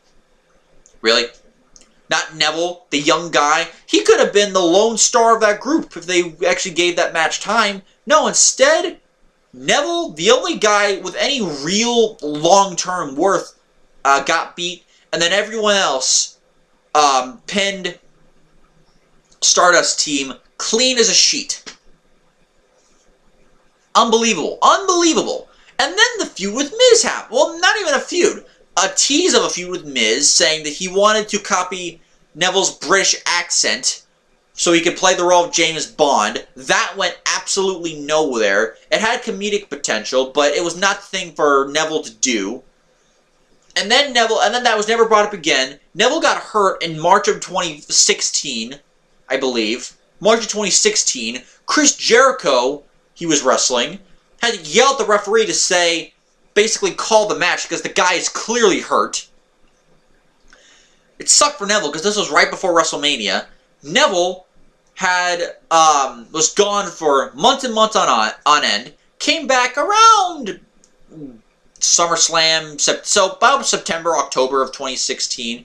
The guy was a ghost on WWE for months. I was wondering, why the hell isn't this guy in the Cruiserweight division? Because if you're not going to do anything with him in other ways, put him in the Cruiserweights. Give him something. They finally did that in December of 2016 when he attacked Rich Swann, who's the Cruiserweight champion. And as much as the hate as you can give the Cruiserweights, one of the bright spots in 2017 was Neville as champion. Neville beat Rich Swann in what was a good match at the Royal Rumble. The promo package I thought was very good, detailing their history together. And granted, Neville was never the best on promos. He was never the best on promos in NXT or even on the main roster. Granted, he had some good promos in NXT, but was that really Neville or the writing? Well, you can tell in the Cruiserweight division, they gave him more. He had a lot more personality. He was a heel, and he was so fucking good on the mic. I was happy. He was good on the mic. He was really good on the mic. He was healing it up. He was great. And he was doing a lot of good things. He wrestled Rich Swann, which he beat for the title. He wrestled Jack Gallagher in probably the best of the Cruiserweight matches he's had in that year, which is a very, very, very good match, if not a great match. Definitely by far the best thing on that Fastlane show. Neville then wrestled Austin Aries on the pre-show of WrestleMania, and not only the pre-show, the very first match on the pre-show. I'll get to that in a second. He wrestled Austin Aries again on Raw pay-per-views for the next few months. Then he wrestled Akira Tozawa, initially lost the title to Tozawa, only for him to win it back at the SummerSlam pre-show. Then he lost the title to Enzo Amore. Then he beat the shit out of him, I think either on the next night, or I think it was the next night on Raw. Then he beat the shit out of him again, I believe, on 205 Live the next night, I believe. Possibly. Then I think he lost a match at Raw or on 205 Live, and then after that he walked out of the company because of how he was being used. Apparently Neville, from what I heard and from what I remember, I don't think it has anything to do with Enzo Amore, because I seem to remember him saying, I have no beef with Enzo. Enzo and I were actually cool. We were actually friends. So there had to have been another reason. I'm assuming what happened was Neville, probably for at least a couple of months, went to management like, if you're not Like, please, let me wrestle on the main roster. I've done all I could here. You gave me a push. I'm so happy about that. Please let me go. Let me leave 205 Live and stick just to Raw. Or let me go to SmackDown. The company said, no. I'll bet you that's what happened. I don't know. I think that's what happened. If not, then I don't know. But I'm pretty damn sure that's what happened. Because I know for a fact Neville had a problem with being on the WrestleMania pre-show. You know who else had a problem with it? Austin Aries. Because you know why? Because that cuts into their paycheck. DVDs, American and Canadian DVDs, they do not have the pre-shows on their DVDs. They only have the main card. Who was on the pre-show? Neville and Aries. That's money being taken out of their pocket. That easily could be rectified if they just put the pre-show on there. Instead, we had to deal with... Instead, Neville had to play second fiddle to several people. What else? Neville was on the pre-show of SummerSlam. That probably didn't make him happy. Then, admittedly, he had a pretty damn good match with Mustafa Ali the next night on Raw, but still, that didn't make him happy. He clearly had issues. He left the company, and only a couple of weeks ago,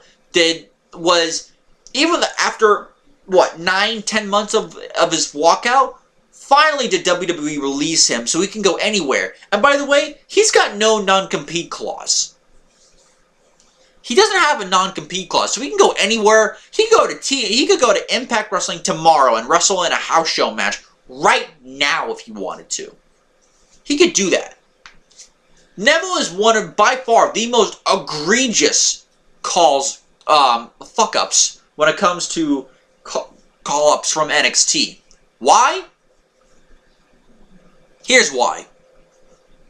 It's one of the most egregious fuck-ups because he was, more so even than Bo Dallas, he was your NXT champion. He had star potential.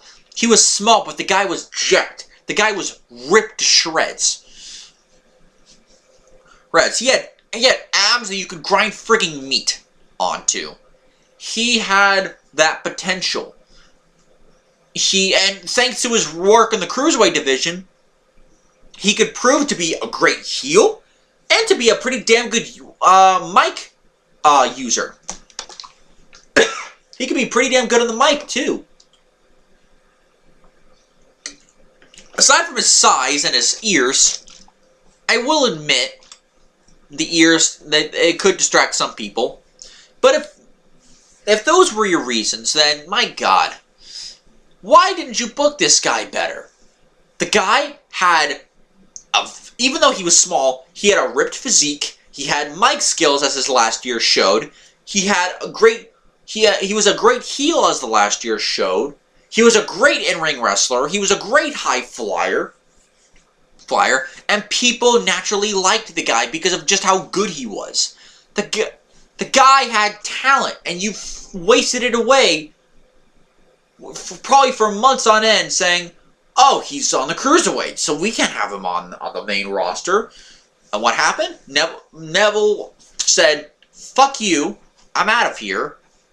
And then he walked out. I applaud Neville. Because he said F you to the crappy booking. There. Crappy booking 101 is don't use a guy. Or use him to a somewhat low denominator in your eyes. But what you might not realize is that some of those people might get pretty pissed off and will walk out of the company. Now, I heard that the reason, and this is really not much of a surprise, reason why they didn't want Neville to leave the company, why they didn't sign off on his release for all these months is because they didn't want him going to New Japan.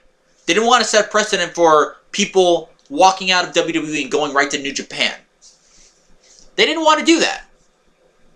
So they waited 9 or 10 months, and then finally they did it.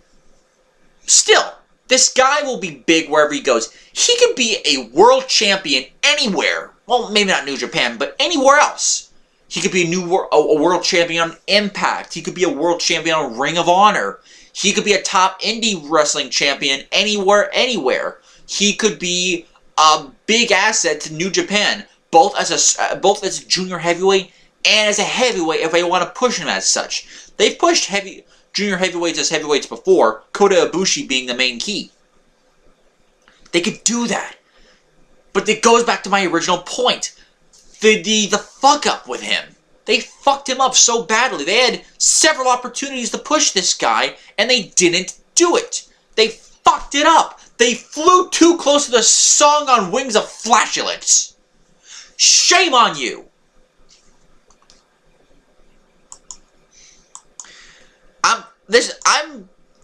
I'm gonna make this a several-part video.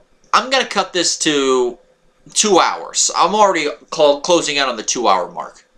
I'm gonna cut this to 2 hours, and then I'm gonna take a small breather, and then we're gonna go to it. But before I do, one more guy before I'm done. I'm done with part 1 of my hatred-filled rant. Kevin Owens. Kevin Owens is one of the few guys that I mentioned earlier that has been booked and has been, well, maybe not booked, but maintained success on the main roster since leaving NXT. If you recall, he was Kevin Steen, had a great indie career for himself in PWG and Ring of Honor and other places. He went to NXT way after a year and a half after Sami Zayn did. He turned heel the night he debuted. He attacked Sami Zayn. He was NXT champion 2 months after he arrived, which in a lot of cases I would be not so happy about, but in this case it was fitting, because the guy clearly was ready already. He was already a top star by then. You could not ignore the feud with Owens and Zayn, make it about the title as well, because Zayn was already NXT champion. Owens feuded with Zayn. It was a great feud on NXT. He was feuding with like 3 or 4 or 5 different guys at one point. Because if you remember, Sami Zayn got hurt. I'll get to Zayn later in part 2. Sami Zayn got hurt. And Kevin Owens basically took his main roster spot. He feuded with John Cena for the United States. Well, he feuded with John Cena. He beat John Cena's first match on the main roster. He was feuding with John Cena, Finn Balor, Sami Zayn, and Alex Riley all at the same time. He had like 4 different feuds with people. He beat John Cena on the main roster. He was still NXT champion at the time. He lost the title, NXT title that is, to Finn Balor, the Beast in the East special. Kevin Owens then wanted John Cena's United States Championship at Battleground, because he lost at Money in the Bank. He won an Elimination Chamber. He lost at Money in the Bank, which I think was the best of their matches, if I recall. It was, in my opinion, the best of their matches. He lost again at Battleground. I thought it was going to lead to a match at SummerSlam. That didn't happen. The United States Championship. He ended up wrestling for the NXT title at the SummerSlam. NXT TakeOver Brooklyn 1 in a ladder match. A great ladder match, by the way. Then wrestled Cesaro the next night at SummerSlam. So, a small hiccup with John Cena, but at least for the most part, this guy maintained his success. He wasn't like Rusev and Bray Wyatt, who went immediately down the tube. This guy did not go immediately down the tube. He won the Intercontinental Championship a month later from Ryback. Then, after a little bit of toiling here and there with Ryback and a couple other guys, Sami Zayn finally made his way up to the main roster. And Royal Rumble 2016, they feuded. Kevin Owens was very good in that feud. He was great at playing a heel. They extended the feud for 6 months, up until July. From January to July, that's 7 months right there, where there was issues. And while you could say there were tiny hiccups, I loved the feud. Kevin Owens then was, not long after, due to opportunity because of Finn Balor's injury, became Universal Champion. He had the duel with Chris Jericho, which, even though it made Kevin Owens a little bit more of a chicken shit heel, which I'm not personally a big fan of, the pairing itself was very funny, and I really did enjoy the pairing between Jericho and Owens. Remember, this is one of Jericho's best runs in WWE, was that 2016 to 2017 run he had. Then Owens dropped the title to Goldberg. He went from, I think it was September or late August, winning the championship. Dropped it to Goldberg in February. in his feud with Chris Jericho, because remember, they broke up a few weeks earlier when Kevin Owens attacked him. He attacked him. Sorry about that. Kevin Owens, then he feuded with Jericho. He won and lost to him a couple times, but ended up winning the feud with Jericho for the most part with the United States Championship. He feuded with Styles, which initially was a great thing. Granted, it degraded as the feud went on, but the very first match at Backlash in 2017, that was a kick-ass match. Kevin Owens and AJ Styles had a pretty good feud. Disappointing in some aspects, but still good. Then there was the thing. There was the thing with Shane McMahon where he feuded. He had a feud with Shane McMahon, which kept him on TV. He had a great match with him. Maybe too long, but a great match with him at Hell in a Cell. Sami Zayn turned heel. Had that pairing, and that pairing was a lot of fun. They did shit for months, which, even if it was somewhat pointless, it was still awesome to see them on TV. The way they were going about things, the feud with Shane McMahon and Daniel Bryan. Granted, it stretched for way too long, but it did culminate in Daniel Bryan's return match at WrestleMania this year, with Kevin Owens and Sami Zayn losing to Daniel Bryan and Shane McMahon. Then Shane went off TV because I think he had to have surgery for something. It was a hernia, I think. Daniel Bryan came back to wrestling full time. Kevin Owens and Sami Zayn went to Raw because they were fired from SmackDown by Daniel Bryan and Shane McMahon. That was the stipulation if they lost the match. Because they were fired before that, but then they said if you win the match at WrestleMania, you get your jobs back. That didn't happen, so they went to Raw. Kevin Owens, and that's when things started going downhill. It was only a few months, but still. Kevin Owens was getting his ass kicked all the time by Braun Strowman, to the point where I was actually feeling bad for Kevin Owens. I mean, yes, Kevin Owens is a giant prick. We all know that. But that's not reason enough for Braun Strowman to mercilessly torture Kevin Owens for months on end. Then he got squashed by Strowman at SummerSlam, which I already went off on during my SummerSlam review. Take a look at that. Then last week, he said he quit WWE. We were all thinking, okay, he's going to be gone for a little while. He's going to come back with a renewed push. There is speculation that he would come back with Paul Heyman. Nope. He came back during a shitty-ass Lashley Jinder Mahal segment when they were constantly saying Shanti over and over and over again, like this is shitty. Then Kevin Owens came in and beat the shit out of Bobby Lashley. Now, to be fair, I will admit that Kevin Owens and Bobby Lashley is a feud that could be very good. Kevin Owens is a great worker. He could give Bobby Lashley some really great matches. But this is not what I had in mind for Kevin Owens when he came back. So yes, Kevin Owens has had several hiccups, but is one of 7 people on this entire list that have maintained his success since coming to the main roster. So I'll give WWE props on that. They did good by Kevin Owens. So we'll end that video with a positive note. I'll see you next time, guys, with part 2 of my hatred and rage against the machine. I'll see you next time, guys. Peace.